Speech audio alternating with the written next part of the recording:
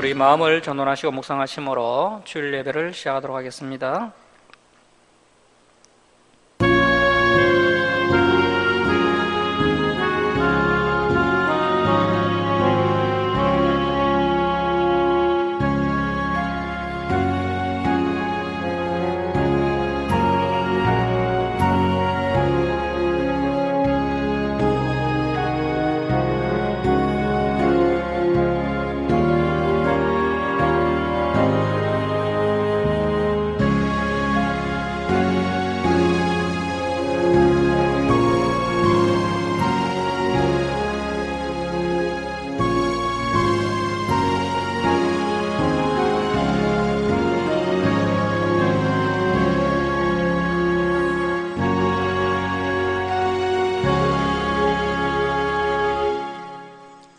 내가 산을 향하여 눈을 들리라.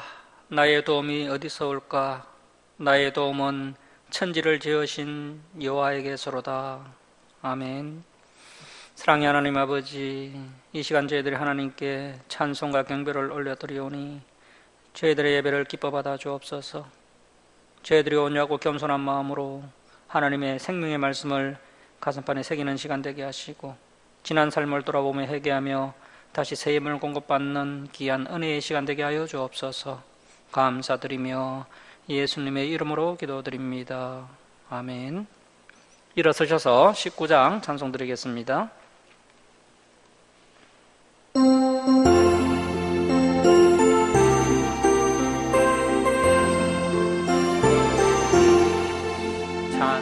찬송하는 소리 있어 사랑 기뻐하도다. 하늘 아버지의 이름 거룩거룩하도다. 세상 사람 찬양하자.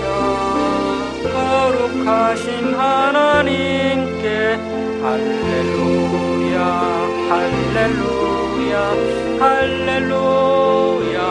아멘. 하나님의 나라 건세 영원토록 있도다. 하나님의 영광 나라 거룩거룩하도다. 하늘 보좌 계신 주님 세상 주관하시도다. 할렐루야 할렐루야 할렐루야. 아멘. 하나님의 크신 섭리 겉뜻대로 되도다. 우리 아버지의 뜻은 거룩거룩하도다. 주여 속히 마셔서 기쁜 나를 주옵소서. 할렐루야 할렐루야 할렐루야. 아멘. 아멘. 성시교독 33번 70편 72편입니다. 성시교독 33번 10편 72편입니다.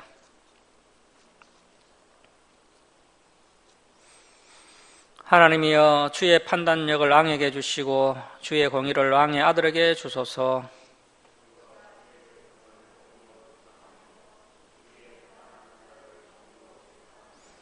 어로 말미암아 신들이 백성에게 평강을 주며 작은 산들도 그리하리로다.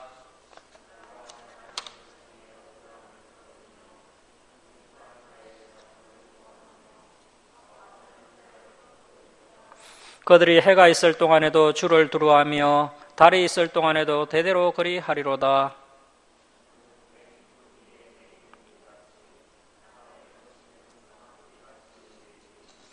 그의 날에 의인이 흥황하여 평강의 풍성함이 달이 닿을 때까지 이르리로다.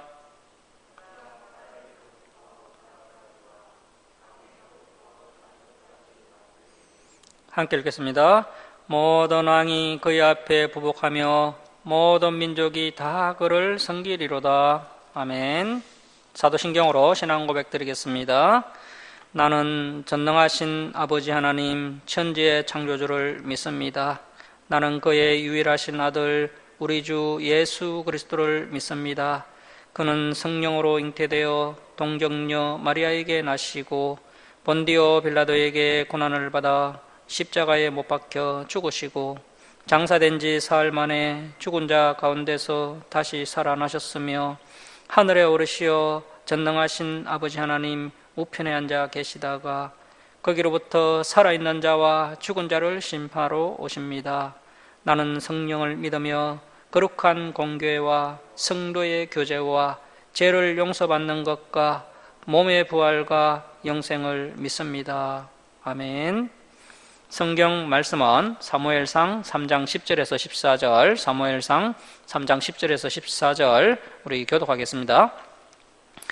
여호와께서 임하여서서 전과 같이 사무엘아 사무엘아 부르시는지라 사무엘이 이르되 말씀하옵소서 주의 종이 듣겠나이다 하니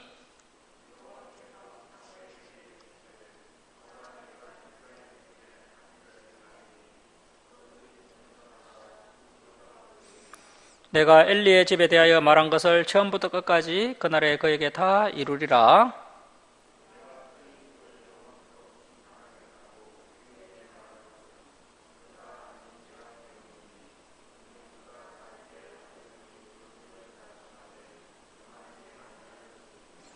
함께 읽겠습니다. 그러므로 내가 엘리의 집에 대하여 맹세하기를 엘리 집의 제약은 제물로나 예물로나 영원히 속죄함을 받지 못하리라 하였노라 하셨더라. 아멘. 자리에 앉아주시기 바랍니다. 기도하겠습니다. 사랑의 하나님 아버지, 지난 한 주간도 저희들을 지켜주셨다가 거룩한 주일을 맞이하여 주님 전으로 불러주시고 하나님께 예배드리게 하심을 감사드립니다. 하나님 아버지, 저희들이 한 주간 동안 하나님을 더 사랑하지 못하였고 또 이웃을 사랑하며 살지 못하고 미워하며 시기하였던 부족한 삶을 내어놓고 이 시간 회개합니다. 용서해 주옵소서. 하나님 아버지, 이 시간 저희들이 정말 성령 충만함을 받아서 하나님을 사랑하며 이웃을 사랑하며 하나님의 말씀에 순종하는 신실한 믿음의 자녀들이 되도록 은혜 베풀어 주옵소서. 하나님 아버지, 여러 가지 또 문제들을 안고 하나님께 나온 백성들, 그 문제가 해결되는 귀한 은혜를 허락해 주옵소서. 육신이 연약한 성도들 온전한 회복의 은혜를 부어 주옵소서. 또 가족군을 위해 기도하는 성도들 온 가족이 하나님께 예배드리는 은혜도 부어 주옵소서. 여러 가지 사정으로 교회에 나오지 못한 성도들에게도 동일한 은혜를 부어 주옵소서. 하나님 아버지, 이 나라 이 민족을 위해 기도합니다. 이정자들이 이 나라를 하나님의 뜻대로 바르게 이끌어가도록 붙들어 주옵소서. 또 선교사들에게 능력을 더하여 주옵시고 그들을 통해 많은 영혼들이 구원받게 하여 주옵소서.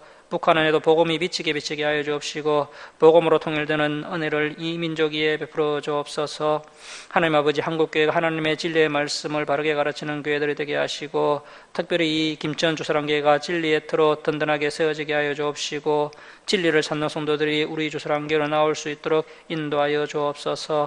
하나님 아버지, 한 주간도 하나님의 말씀을 붙잡고 삶의 예배를 올려드리는 성도들 다 되게 하여 주옵소서. 하나님의 말씀에 순종하며 살아가는 성도들에게 은혜와 평강을 부어 주옵소서. 감사드리며 우리를 구원하여 주신 예수님의 이름으로 기도드립니다. 아멘. 272장 찬송 드리겠습니다.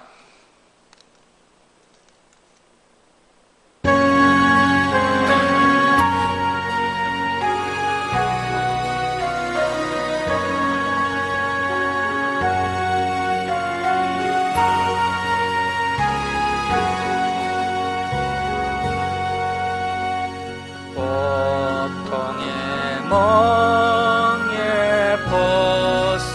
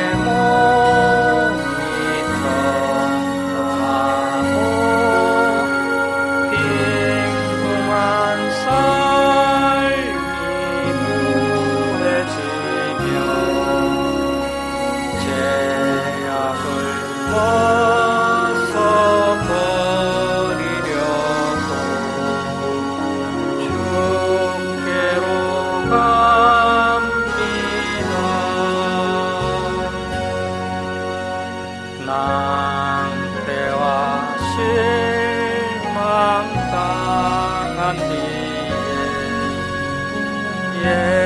예수께로 나갑니다. 십자가 은혜 받으려고 주께로 갑니다.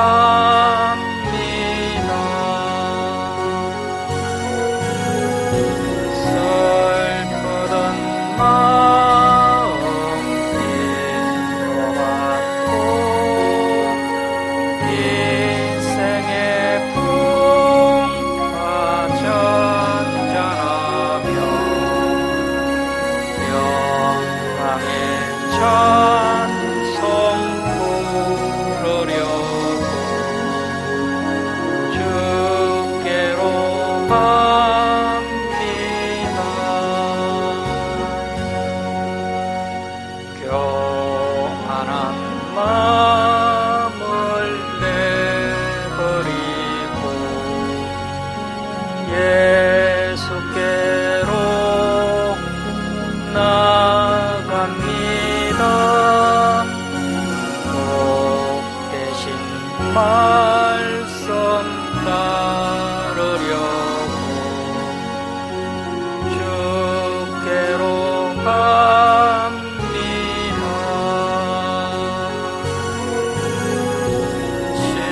실망한 이 몸이 멀었고 예수의 크신 사랑받아 하늘의 기쁨 맛보려고 주께로 갑니다.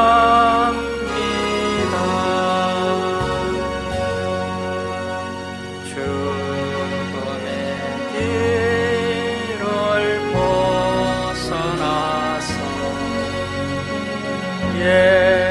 예수께로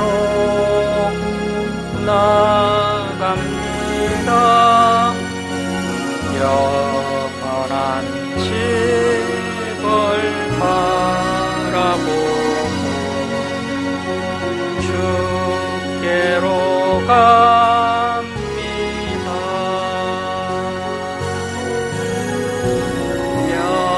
멸망의 폭풍에 나와 평화의 나라 다가라서 영광의 주를 내오려고 주께로 갑니다.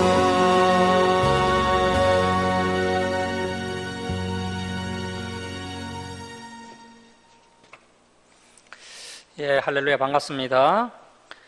영원히 속죄받지 못하는 죄라는 제목으로 하나님의 말씀 함께 나누겠습니다. 에브라임 산지 그 라마다 소빔에 레인 엘가나라는 사람과 그의 아내 한나라는 사람이 있었습니다. 그런데 이 레인 엘가나와 그의 아내 한나는 당시 이스라엘 사람들과는 너무나도 달랐습니다. 특히 그 감정을 절제하는 모습이나 또 예의를 갖추는 모습, 그리고 또 하나님의 말씀을 지켜 행하는 모습은 너무나 남달랐습니다. 특별히 하나님의 은혜로 금쪽 같은 아들 사무엘을 낳았지만 하나님께 선한 대로 사무엘을 하나님께 내어놓는 그 엘가나와 한나의 모습은 어두운 사사시대 가운데 하나님의 마음이 이안이 되기에 충분하였을 것입니다. 반면 이제 대제사장이면서 사사인 이 엘리의 집안은 행실이 나빠 여호와를 알지 못함으로 인해서 서서히 가세가 기울어져 가는 모습을 볼 수가 있습니다. 엘리는 하나님보다 두 아들을 더 소중히 여겨서 사랑의 매로 징계하지 않았기 때문에 홈니와 비느하스의 죄는 날로만 커져갔습니다. 두 아들은 하나님께 드리는 제사를 멸시하고 심지어 성전에 봉사하는 그 여인들과 동침을 하는 등 그들의 죄가 하나님 앞에서 심히 크자만 같습니다. 그래서 하나님께서 엘리의 집안에 이제 경고를 하시는데요. 우리 사무엘상 2장 29절 말씀 한번 보시겠습니다. 사무엘상 2장 29절입니다.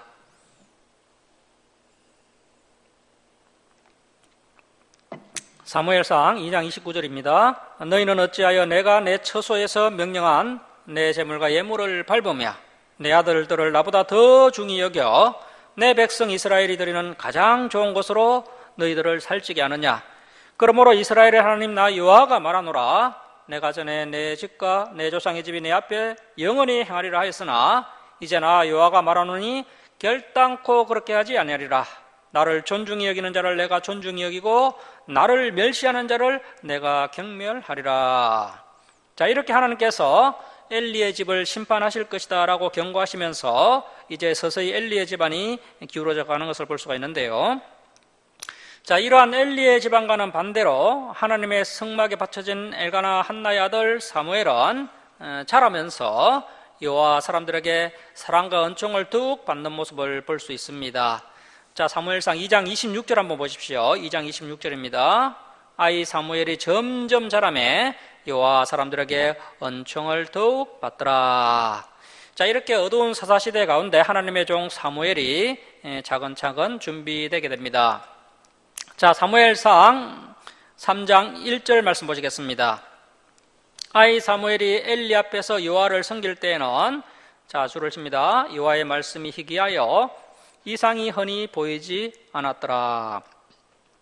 자, 이 사무엘 시대는 종교 암흑기 360년 기간 중에서도 가장 어둡고 악한 사사시대 말기입니다. 여기서 이제 아이 사무엘이라고 이야기하고 있는데요. 사실 우리가 생각하는 그런 어린아이가 아니라 어느 정도 나이가 든 청년 사무엘입니다. 청년 사무엘이 엘리 앞에서 여호와를 섬길 때에는 여호와의 말씀이 희귀하여서 이상이 흔히 보이지 않았더라. 그래서 시대가 너무 악하면 하나님과 인간 사이의 관계가 단절이 되어서 하나님께서 침묵하시는 그런 암울한 시대가 된다는 것입니다. 자, 2절 말씀 보십시오. 엘리의 눈이 점점 어두워가서 잘 보지 못하는 그때 그가 자기 처소에 누웠고 하나님의 등불은 아직 꺼지지 아니하였으며 율법에 의하면 성소의 등불은 해가 질 때부터 해가 뜰 때까지 켜도록 했습니다. 그래서 하나님의 성소한 등불이 아직 꺼지지 아니하였다라는 것은 아직 새벽이 이르지 않은 깊은 밤중으로 볼 수가 있겠습니다. 자, 그래서 깊은 밤중에 사무엘은 하나님에게 있는 여호와의 전 안에 누웠더니 자, 사무엘이 하나님의 그 십계명 두 돌판이 들어있는 그 하나님의 언약궤가 보관된 지성소 안에서 잠을 잤다라는 그런 뜻이 아니고요. 이 지성소는 대제사장만 1년에 한 번 대속죄일에 들어갈 수가 있습니다. 자, 그래서 이제 사무엘이 하나님의 언약궤가 있는 그 여호와의 전 안에 누웠다라는 표현은 그 지성소 안에 누웠다라는 것이 아니라 그 성막의 뜰 안에 그 제사장들이나 레인들이 머무는 그런 거처가 있었는데 그 거처에서 잠을 잔 것으로 볼 수 있겠습니다. 사무엘이 이제 성막 밖에 잠을 자는 숙소가 따로 있었지만 이 젊은 사무엘은 그 숙소에서 잠을 자지 않고 하나님의 성막 안에서 잠을 자는 일이 더 많았던 것 같습니다. 하나님과 가까이 지내려고 했던 그 젊은 사무엘의 그 순수한 열정, 하나님을 향한 그 열정을 느낄 수 있는 부분이 되겠습니다. 자, 4절 말씀 보십시오. 여호와께서 사무엘을 부르시는지라 그가 대답하되 내가 여기 있나이다 하고. 자, 하나님께서 처음으로 사무엘을 직접 부르셨습니다. 인간들의 타락으로 하나님께서 말씀하시지 않는 그런 시대 가운데 하나님께서 사무엘에게 말씀하시기 시작하십니다. 하지만 사무엘이 이제 그것을 깨닫지 못하고 엘리가 부른 것으로 생각을 해서 엘리에게로 달려갑니다. 자, 5절 말씀 보십시오. 엘리에게로 달려가서 이르되 당신이 나를 부르셨기로 내가 여기 있나이다 하니 그가 이르되 나는 부르지 아니하였으니 다시 누우라 하는지라 그가 가서 누웠더니 여호와께서 다시 사무엘을 부르시는지라 사무엘이 일어나 엘리에게로 가서 이르되 당신이 나를 부르셨기로 내가 여기 있나이다 하니 그가 대답하되 내 아들아 내가 부르지 아니하였으니 다시 누우라 하니라. 자, 우리가 이러한 본문을 읽으면서 하나님께서 나의 이름도 좀 불러주시면 좋겠다라고 생각할 수가 있는데요. 그런데 그러한 기대를 하면 안 됩니다. 구약 시대에는 하나님의 계시가 아직 완성되지 않은 시대였습니다.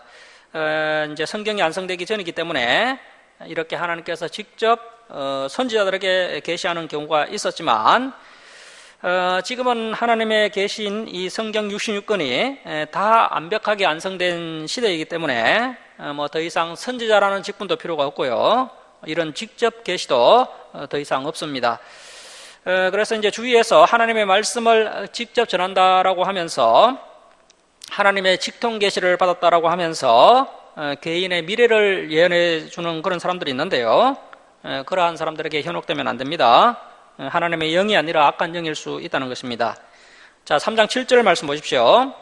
사무엘이 아직 여호와를 알지 못하고, 전인격적으로 알지 못하고, 또 여호와의 말씀도 아직 구체적으로 그에게 나타나지 아니한 때라. 여호와께서 세 번째 사무엘을 부르시는지라 그가 일어나 엘리에게로 가서 이르되 당신이 나를 부르셨기로 내가 여기 있나이다 하니. 자, 이 사무엘이 엘리 대제사장을 대할 때를 보면 상당히 예의가 바른 것을 볼 수가 있습니다. 사무엘의 어머니 한나가 엘리 대제사장에게 예의 바르게 대하는 모습을 보는 것 같습니다. 비록 이 엘리가 타락하고 세속화된 종교 지도자이긴 했지만 사무엘은 어머니 한나처럼 끝까지 엘리 앞에서 아주 겸손하고 예의 바르게 행동을 했습니다. 자, 3장 8절 하반절 계속 보시면 엘리가 여호와께서 이 아이를 부르신 줄을 깨닫고 엘리가 사무엘에게 이르되 가서 누웠다가 그가 너를 부르시거든 내가 말하기를 여호와여 말씀하옵소서 주의 종이 듣겠나이다 하라 하니 이에 사무엘이 가서 자기 처소에 누우니라. 여호와께서 임하여 서서 전과 같이 사무엘아 사무엘아 부르시는지라. 사무엘이 이르되, 자, 줄을 칩니다. 말씀하옵소서 주의 종이 듣겠나이다 하니. 자, 엘리가 다른 교육은 잘 하지 못했는데 이 부분은 그나마 아주 교육을 잘했습니다. 아주 중요한 자세입니다. 그래서 우리가 설교를 들을 때나 또 성경을 볼 때마다 가져야 하는 기본 자세인데요. 주여 말씀하옵소서 주의 종이 듣겠나이다. 이러한 자세가 우리에게 필요합니다. 자, 11절 말씀 보십시오. 여호와께서 사무엘에게 이르시되 보라 내가 이스라엘 중에 한 일을 행하리니 그것을 듣는 자마다 두 귀가 울리리라. 자, 얼마나 그 소식이 빅뉴스인지 사람들이 그 소식을 들을 때마다 두 귀가 울릴 정도로 엄청난 뉴스가 앞으로 나오게 될 것이다 라고 하나님께서 말씀하십니다. 자, 그 뉴스가 무엇이냐 하면 12절 보십시오. 내가 엘리의 집에 대하여 말한 것. 자, 이 말한 것은 그 사무엘상 2장 27절 이하에서 한 무명의 선지자가 엘리 집안에 선포했던 그 심판의 메시지를 말씀하시는 것입니다. 자, 그 말한 것을 처음부터 끝까지 그날에 그에게 다 이루리라. 내가 그의 집을 영원토록 심판하겠다고 그에게 말한 것은, 자, 그래서 하나님께서 나를 경외하는 자를 내가 경외하고 나를 멸시하는 자를 내가 경멸하겠다. 이렇게 하나님께서 말씀하셨지 않습니까? 자, 그에게 이렇게 말한 것은 그가 아는 죄악 때문이니 줄을 칩니다. 엘리가 알고 죄를 지었기 때문에 그 죄가 더 큰 것이다라는 겁니다.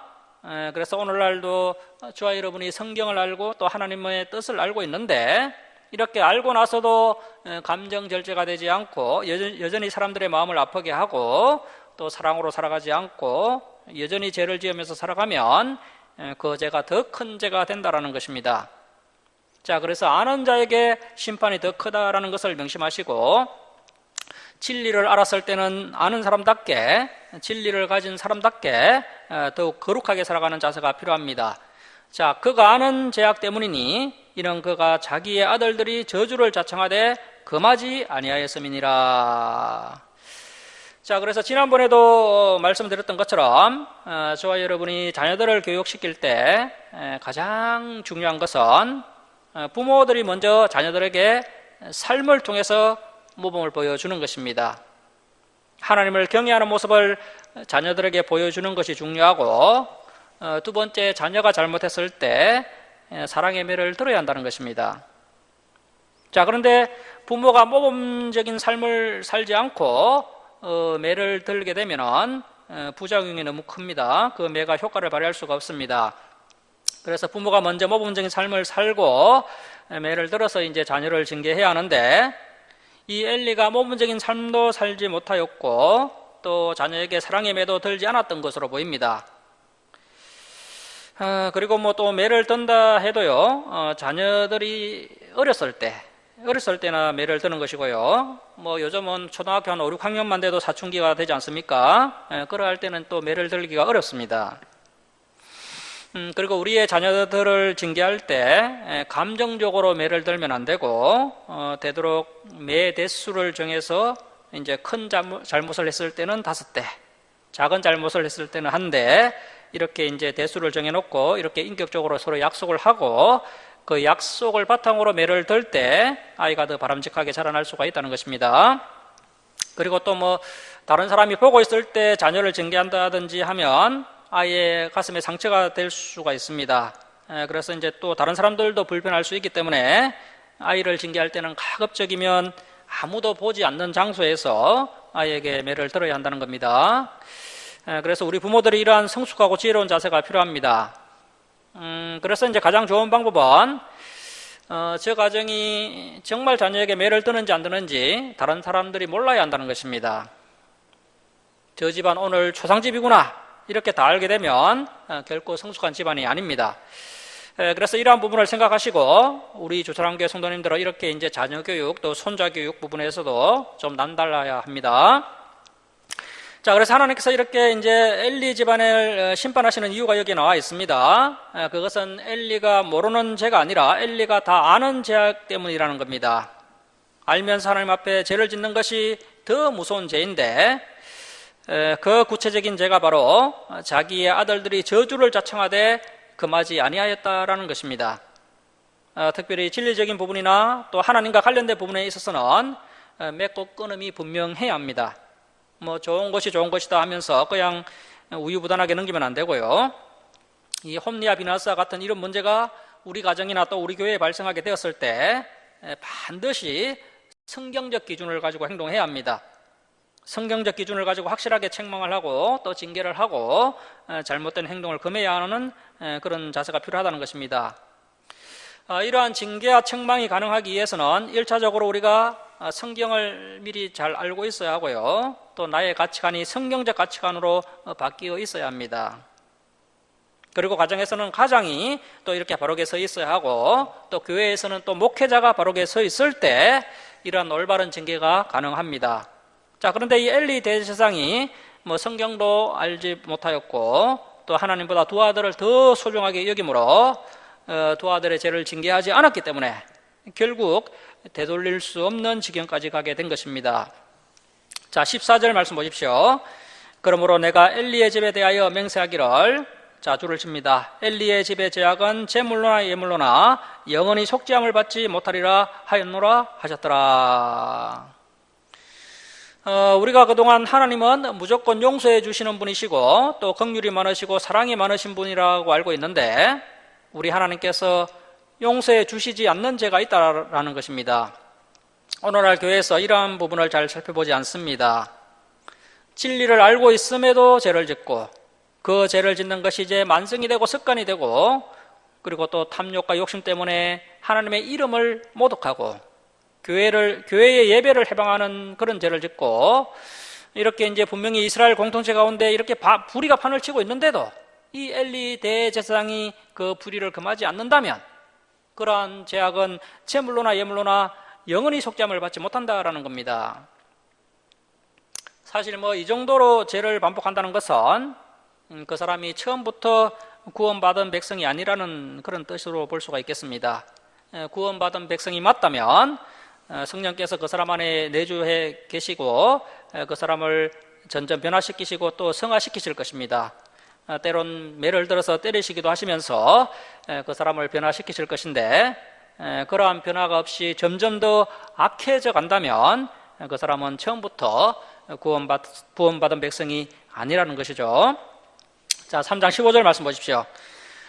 사무엘이 아침까지 누웠다가 여호와의 집의 문을 열었으나 그 이상을 엘리에게 알게 하기를 두려워하더니, 자, 이 사무엘이 아직 젊기는 하지만 언악 예의 바르고 또 대제사장 엘리 앞에서 조심하는 자세가 있는 것을 볼 수 있습니다. 그래서 엘리 집안을 저주하는 하나님의 말씀을 사무엘이 엘리에게 알리기를 두려워했다라는 겁니다. 자, 16절 말씀 보십시오. 엘리가 사무엘을 불러 이르되 내 아들 사무엘아 하니 그가 대답하되 내가 여기 있나이다 하니 그가. 자, 이러한 부분을 보면 이 엘리가 그나마 또 괜찮은 부분도 있습니다. 이 엘리가 진리를 알지 못하고 좀 우유부단한 부분이 있지만 사무엘에게 아주 온화하게 대합니다. 내 아들 사무엘아 하면서 아주 잘 대해주는 것을 볼 수 있습니다. 그래서 인격적인 부분은 그나마 참 괜찮은 사람으로 볼 수가 있습니다. 하지만 성품이나 인격도 진리가 기본적으로 깔린 상태에서 또 온화하고 인격적이고 또 겸손한 성품이 되어야 한다는 것입니다. 특별히 지도자가 진리를 알지 못한 채 성품만 좋으면 오히려 사탄에게 이용당하기 딱 좋습니다.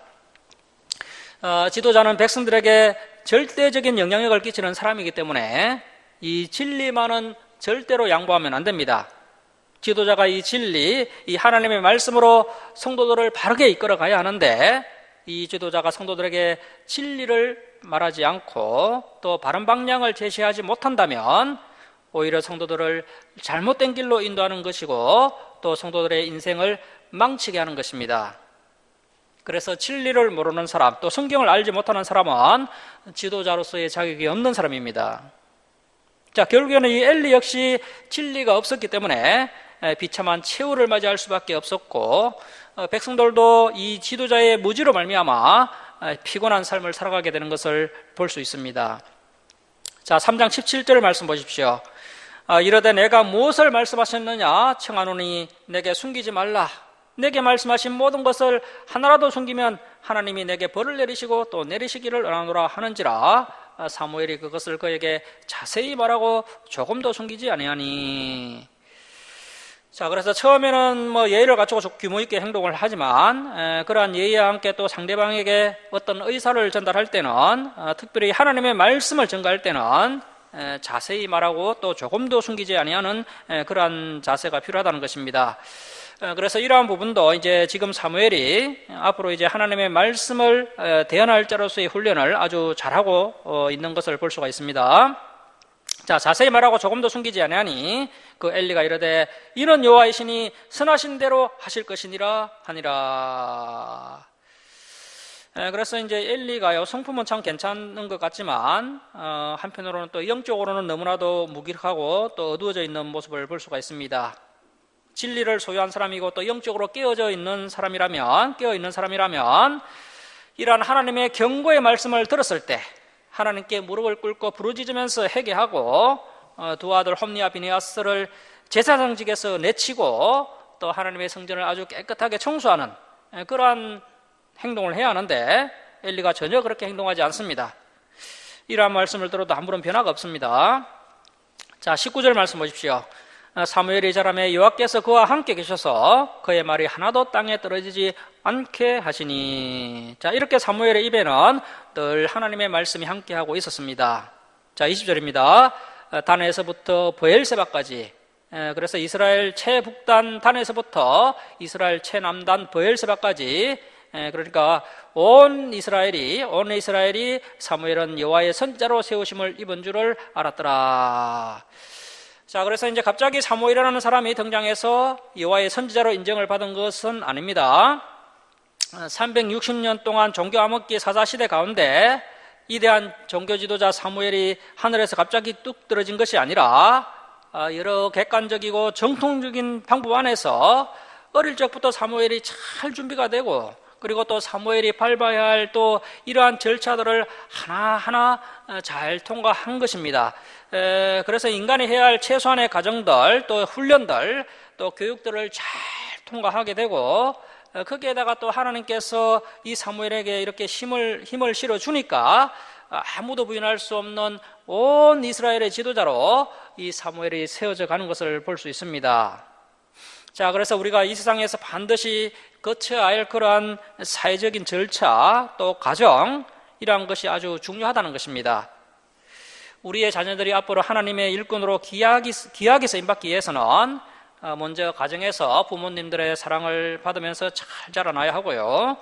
또 학생으로서 또 열심히 공부하면서 사회적인 지식도 또 잘 배우고 또 교회에서 또 성경 말씀도 잘 배워서 하나님을 알아가고 또 하나님을 경외하는 법도 배우고 그렇게 차근차근 성장하는 과정이 아주 중요하고 반드시 필요한 과정이라는 것입니다.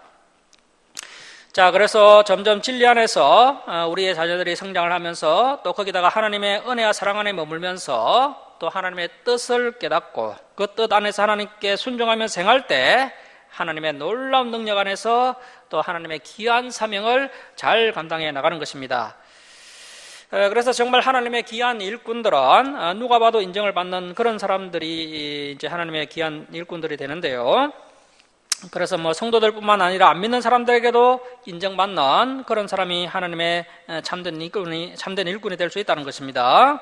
자, 3장 21절 말씀 보십시오. 여호와께서 실로에서 다시 나타나시되 여호와께서 실로에서 자수를 칩니다. 여호와의 말씀으로 사무엘에게 자기를 나타내시니라. 아주 중요한 말씀입니다. 여호와의 말씀으로 사무엘에게 자기를 나타내시리라. 자, 오늘날도 하나님께서 우리에게 이 기록된 말씀 성경 66권을 통해서 하나님을 나타내고 계십니다. 자, 이제 4장으로 갑니다. 4장 1절 말씀 보십시오. 사무엘의 말이 온 이스라엘에 전파되니라. 사실은 여기까지가 이제 3장 마지막 구절인 것이죠. 이제 우리가 보는 이 성경은 사본인데요. 이렇게 장과 구절이 나누어져 있지 않았습니다. 이렇게 이제 사본을 만들 때 이제 장과 구절을 나누면서 이제 잘못 나눈 것 같습니다. 그래서 이제 사무엘의 리더십이 정말 견고하게 세워져 가는 그런 모습을 볼 수가 있는데요. 자, 1절 말씀 계속 보시면 이스라엘은 나가서 블레셋 사람들과 싸우려고 에벤에셀 곁에 진치고 블레셋 사람들은 아벡에 진쳤더니 그래서 여기 지도를 한번 보십시오. 에벤에셀과 아벡이라는 지명은 이제 이스라엘 사론 평야 약간 아래쪽에 있는 곳인데요. 그래서 이제 이스라엘이 에벤에셀에서 진을 치고 이제 블레셋과의 전투가 벌어지게 됩니다. 자, 이러한 것을 보면 이 블레셋이라는 족속이 이 당시 이제 샤론 평야 아래까지 접근할 정도로 가나안 땅을 많이 차지하고 있었습니다. 그만큼 이 블레셋 족속의 힘이 강해졌다는 것이죠. 반대로 또 그만큼 이스라엘은 지금 힘이 많이 약해졌다는 뜻입니다. 자, 2절 말씀 보십시오. 블레셋 사람들이 이스라엘에 대하여 전열을 벌이니라. 그 둘이 싸우다가 이스라엘이 블레셋 사람들 앞에서 패하여 그들에게 전쟁에서 죽임을 당한 군사가 4,000명 가량이라. 자, 여러분, 이 전쟁에서 이스라엘이 패하게 된 이유가 뭡니까? 바로 지도자의 타락의 원인이 있습니다. 지도자가 타락을 하니까 공동체가 실패할 수밖에 없습니다. 그래서 지도자의 타락, 그리고 또 백성들의 타락, 이러한 것들 때문에 이제 전쟁이 일어나게 된 것이고요. 그래서 전쟁에 패배하게 되었던 겁니다. 자, 4장 3절 계속 보시면 백성이 진영으로 돌아오매 이스라엘 장로들이 이르되 여호와께서 어찌하여 우리에게 오늘 블레셋 사람들 앞에 패하게 하셨는고. 오늘날 한국교회 성도님들과 똑같죠. 이스라엘 백성들이 하나님의 말씀을 청종하지 않고 또 말씀을 지켜 행하지 않았기 때문에 이러한 일이 발생을 한 것인데 영적인 감각이 둔화해져서 어찌하여 이런 일이 발생했는지 전혀 알아차리지 못하는 이스라엘 백성들의 모습을 볼 수 있습니다. 자, 3절 중반절 보시면 이제 이스라엘 백성들이 나름대로 이제 대처하는 방법이 나오는데요. 그런데 전혀 엉뚱한 대책을 세우는 것을 볼 수 있습니다. 그래서 이제 그들이 이제 성경을 근거로 한 대책이 아니라 이제 미신적인 그런 대책을 세우는 것을 볼 수 있는데요. 그래서 뭐 어떤 종교적인 행위를 하고 있느냐, 이것이 중요한 것이 아닙니다. 과연 지금 예배를 드리고 있느냐, 이것이 중요한 것이 아니라 과연 이 예배가 성경적인 예배인가, 과연 이 종교적인 행위가 성경에서 이야기하는 그 성경적 행위가 맞느냐, 이것이 더 중요하다는 것입니다. 자, 3절 중반절 보시면 여호와의 언약궤, 그 하나님의 십계명 두돌판이 들어있는 그 여호와의 언약궤를 실로에서, 지금 그 하나님의 성막이 실로에 있죠. 그 실로의 지성소 안에 이제 언약궤가 보관되어 있는데요. 자, 그래서 이제 실로에서 우리에게로 가져다가 우리 중에 있게 하여 이 전쟁터 안에 있게 하여 그것으로 우리 원수들의 손에서 구원하게 하자 하니. 자, 이것이 바로 미신입니다. 하나님의 말씀을 가슴판에 새길 생각은 하지 않고 이 하나님의 언약궤를 마치 부적처럼 여기고 있습니다. 오늘날도 성도님들 중에 이 성경을 부적처럼 여기는 분들이 계시죠. 성경은 읽을 생각은 안 하고 성경을 이렇게 잘 모셔놓고 또 성경에 줄을 치라고 하면 줄 치는 것까지도 참 거부감을 느끼는 그런 분들이 있는데요. 그렇게 하시면 안 됩니다. 하나님께서 정말 원하시는 것은 하나님의 말씀을 가슴판에 새겨서 삶을 바르게 하고 행동을 거룩하게 하는 것입니다. 자, 4절 말씀 보십시오. 이에 백성이 실로에 사람을 보내어 그룹 사이에 계신 만군의 여호와의 언약궤를 거기서 가져왔고, 자, 그래서 여기 지도를 다시 한번 보시면 실로에서 샤론 평야 아래까지 언약궤를 이제 제사장들이 어깨에 짊어지고 이동을 하게 된 겁니다. 언약궤를 실로에서 가져왔고요. 엘리의 두 아들 홈리와 비나스는 하나님의 언약궤와 함께 거기에 있었더라. 여호와의 언약궤가 진영에 들어올 때 온 이스라엘이 큰 소리로 외침에 땅이 울린지라. 그러니까 온 이스라엘 백성들이 마치 이렇게 하면 이제 전쟁에서 승리할 수 있을 것으로 이렇게 착각을 하고 있습니다. 그래서 지금 온 이스라엘 민족이 미신 충만한 그런 상태에 빠져 있는 것을 볼 수가 있습니다. 자, 6절 말씀 보십시오. 블레셋 사람이 그 애치는 소리를 듣고 이르되 히브리 진영에 큰 소리로 애치면 어찌 됨이냐 하다가 여호와의 궤가 진영에 들어온 줄을 깨달은지라. 블레셋 사람이 두려워하여, 자, 이 블레셋 사람들도 미신 충만하기는 마찬가지죠. 그래서 그들이 두려워합니다. 두려워하여 이르되 신이 진영에 이르렀도다 하고 또 이르되 우리에게 하로다. 전날에는 이런 일이 없었도다. 우리에게 하로다. 누가 우리를 이 능한 이스라엘의 신들의 손에서 건지리요. 그들은 강야에서 여러 가지 재앙으로 애굽인을 친 신들이니라.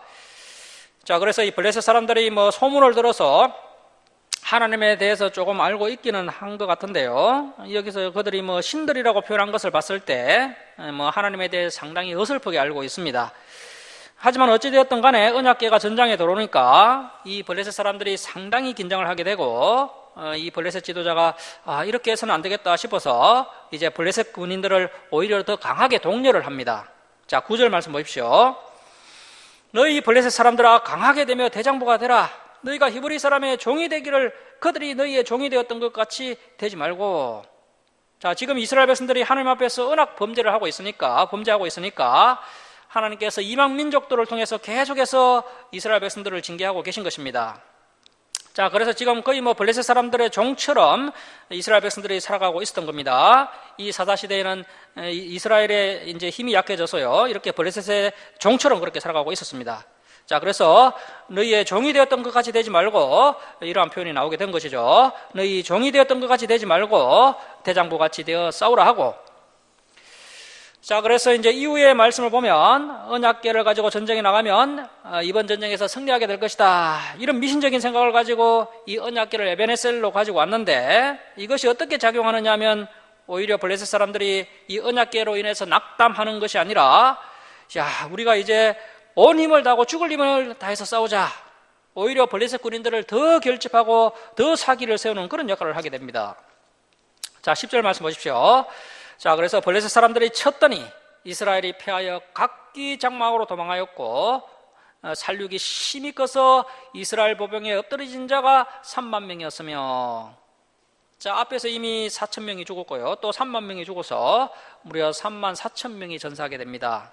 자, 11절 말씀 보십시오. 하나님의 궤는 빼앗겼고 엘리의 두 아들 홈리와 비느하스는 죽임을 당하였더라. 자, 이 언약궤가 이스라엘의 상징인데 이 상징을 빼앗겼다는 것은 이스라엘의 가장 큰 수치가 되는 겁니다. 그리고 제사장 홈리와 비느하스가 이번 전쟁에서 동시에 죽임을 당하게 됩니다. 그래서 사무엘상 2장 33절에서 예언한 그 홈리와 비느하스가 한 날에 죽으리니라는 말씀이 그대로 실현되게 됩니다. 자, 12절 말씀 보십시오. 당일에 어떤 베냐민 사람이 전령이 진영에서 달려나와 이제 에베네셀에서 실로까지 약 35km 정도가 되는데요. 그 35km 거리를 쉬지 않고 이 전령이 이제 슬픈 소식을 전하려고 달려왔습니다. 그만큼 지금 일어난 사건이 급박한 사건이고 아주 처참한 상황입니다. 자, 한 전령이 진영에서 달려나와 자기의 옷을 찢고 자기의 머리에 티끌을 덮어 쓰고 실로에 이르니라. 그가 이럴 때 엘리가 길 옆 자기의 의자에 앉아 기다리며 그의 마음이 하나님의 궤로 말미암아 떨릴 점이라. 이 엘리가 영적인 감각이 완전히 무뎌진 그런 세속화된 대제사장이었지만 그래도 뭐 대제사장이다 보니까 지금 뭔가 느끼는 것 같습니다. 상당한 불안감이 휩싸여 있습니다. 그때 그 사람이 성읍에 오며 알림에, 그래서 이제 패전 소식과 언약궤를 빼앗겼다는 그 소식을 알림에 온 성읍이 부러지는지라. 그야말로 이스라엘의 수치의 날, 이스라엘의 눈물의 날이 되고 맙니다. 자, 14절 말씀 보십시오. 엘리가 그 부러지는 소리를 듣고 이르되 이 떠도는 소리는 어찌 됨이냐? 그 사람이 빨리 가서 엘리에게 말하니 그때 엘리의 나이가 98세라. 그의 눈이 어두워서 보지 못하더라. 그 사람이, 그 전령이 엘리에게 말하되 나는 진중에서 나온 자라. 내가 오늘 진중에서 도망하여 왔나이다. 엘리가 이르되 내 아들아, 일이 어떻게 되었느냐? 소식을 전하는 자가 대답하여 이르되 줄을 칩니다. 이스라엘이 블레셋 사람들 앞에서 도망하였고 백성 중에는 큰 살육이 있었고 당신의 두 아들 혼니와 비나스도 죽임을 당하였고 하나님의 궤는 빼앗겼나이다. 이번 전쟁을 요약해서 전령이 이렇게 엘리에게 보고를 합니다. 자, 18절도 줄을 칩니다. 하나님의 궤를 말할 때 엘리가 자기의 의자에서 뒤로 넘어져 문 곁에서 목이 부러져 죽었으니 나이가 많고 비대한 까닭이라. 그가 이스라엘의 사사가 된 지 40년이었더라. 자, 이 엘리가 40년간 이스라엘을 통치했습니다. 그러면 엘리가 몇 살 때부터 통치한 겁니까? 58세부터 98세까지 대제사장 겸 사사의 역할을 이 엘리가 감당을 했지만 이렇게 엘리가 비참한 최후를 맞이하고 맙니다. 자, 19절 말씀 보십시오. 그의 며느리인 비나스의 아내가 임신하여 해산 때까지 가까웠더니 하나님의 궤를 빼앗긴 것과 그의 시아버지와 남편이 죽은 소식을 듣고 갑자기 아파서 몸을 굽으려 해산하고 죽어갈 때 곁에 서 있던 여인들이 그에게 이르되 두려워하지 말라. 네가 아들을 낳았다 하되 그가 대답하지도 아니하며 간념하지도 아니하고 이르기를 줄을 칩니다. 영광이 이스라엘에서 떠났다. 자, 오늘날도 교회가 이 엘리야 또 혼니와 비나스처럼 이렇게 타락을 하게 되면 결국 하나님께서 우리 한국교회를 떠나실 것입니다. 영광이 이스라엘에서 떠났다 하고 아이 이름을 이가봇이라 하였으니, 그래서 이가봇이라는 뜻이 영광이 떠났다 그런 뜻입니다. 이가봇이라 하였으니 하나님의 궤가 빼앗겼고 그의 시아버지와 남편이 죽었기 때문이며 또 이르기를 하나님의 궤를 빼앗겼으므로 영광이 이스라엘에서 떠났다 하였더라. 이 중요한 메시지를 남기고 엘리의 며느리인 비나스의 아내가 죽음을 맞이하게 됩니다. 자, 말씀을 마치도록 하겠습니다. 사랑하는 성도 여러분, 알면서 반복하는 죄는 용서받을 수가 없습니다. 하지만 죄를 깨닫고 회개하고 그 죄를 미워하고 그 죄를 멀리한다면 예수 그리스도의 십자가의 은혜로 죄 용서를 받게 되는 것입니다. 죄를 반복하는 것이 아니라 죄를 멀리하고 죄를 미워하여 단호하게 죄를 잘라내고 승리하는 저와 여러분이 될 수 있기를 주님의 이름으로 축원합니다. 기도하겠습니다. 사랑의 하나님 아버지, 오늘도 저희들에게 진리의 말씀을 깨닫게 하시니 너무나 감사드립니다. 오늘 본문을 통해 속죄를 받지 못할 죄가 있고 속죄를 받을 수 있는 죄가 있음을 보았습니다. 속죄를 받지 못해 지옥불에 던져지는 인생이 되지 않도록 오늘 말씀 앞에 깨닫는 심령과 회개하는 마음을 허락해 주옵소서. 하나님 아버지, 저희들이 엘리처럼 배부르고 살찌고 비대한 생활을 하지 않게 하시고 하나님의 뜻을 위하여 또 이웃을 위하여 또 정의를 위하여 검소하고 겸손한 삶을 살아갈 수 있는 성도들 다 되도록 인도하여 주옵소서. 죄를 반복하는 것이 아니라 죄를 멀리하고 또 죄를 미워하여 단호하게 죄를 잘라내고 승리하는 저희들이 되도록 주님 강한 손으로 붙들어 주옵소서. 하나님의 말씀이 희귀한 시대에 말씀으로 자신을 나타내신 하나님, 저희들도 사무엘처럼 구별되어 하나님의 말씀이 희귀한 이 타락한 시대에 말씀을 통하여 하나님과 더 깊은 교제 가운데 나아가는 성도들이 되기를 소원합니다. 하나님 아버지, 저희들에게 말씀하여 주옵소서. 저희들이 듣고 순종하겠나이다. 모든 것을 감사드리며 예수님의 이름으로 기도드립니다. 아멘. 275장 찬송 드리면서 봉헌 드리도록 하겠습니다. 오늘 김지영 지사님이 좀 대신 수고를 해주시기 바랍니다. 275장 찬송 드리겠습니다.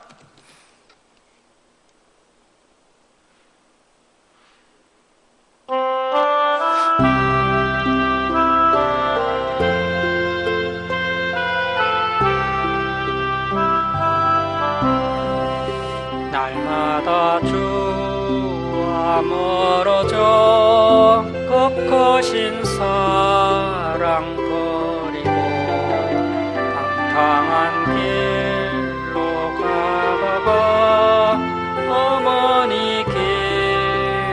못 잊어 나 집에 돌아갑니다. 어머니 기도 못 잊어 새 사람 되어 살려고 나 집에 돌아갑니다. 메마른 들과 험한 산 갈 바를 몰라 헤매며 영죽게 된 지경에서 어머니 기도 못 잊어 나 집에 돌아갑니다. 어머니 기도 못 잊어 새 사람 되어 살려고 나 집에 돌아갑니다. 내 죄를 담당하신 주 새 소망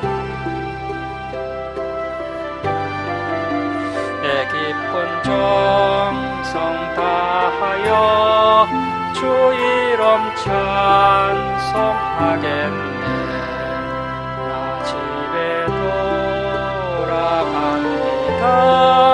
어머니 기도 못 잊어 새 사람 되어 살려고 나 집에 돌아갑니다.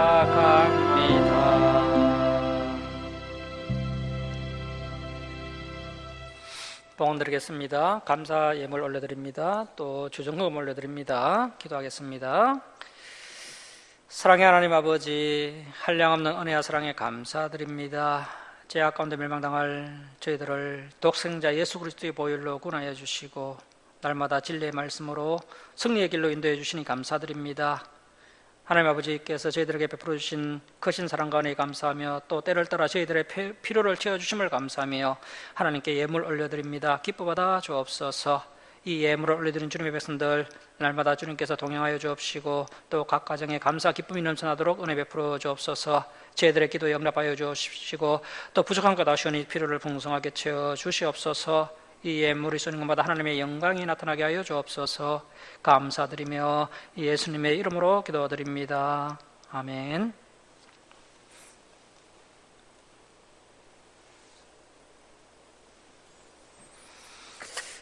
교회 소식을 전합니다. 오늘 우리 교회에 참석해 주신 예배에 참석해 주신 우리 성도님들 주님의 이름으로 환영하고 축복합니다. 1층 식당에 식사 차가 준비되어 있으니 드시고 돌아가시기 바랍니다. 한국교회 예배 회복을 위해서 우리 주사랑교회를 위해서 함께 기도해 주시기 바랍니다. 오늘 우리 온유가 밤새 구토를 하고 힘들어해서 오늘 우리 김강욱 전진욱 집사님 가정이 예배를 참석하지 못했는데요. 우리 온유가 빨리 회복될 수 있도록 기도해 주시기 바랍니다. 주일 예배 때 살펴봤던 말씀 한 주간 동안 복습하시고 다음 주일에 진행될 말씀도 또 읽어오시기 바랍니다. 일어서셔서 2장 찬송 드리고 축도로 예배를 마치도록 하겠습니다.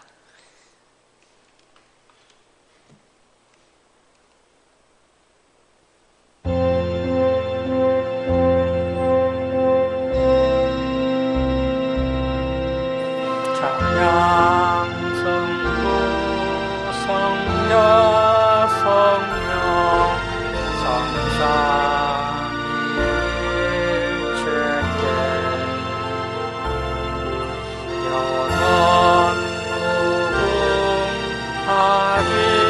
무궁하기까지 영광을 돌리세. 영광을 돌리세. 아멘.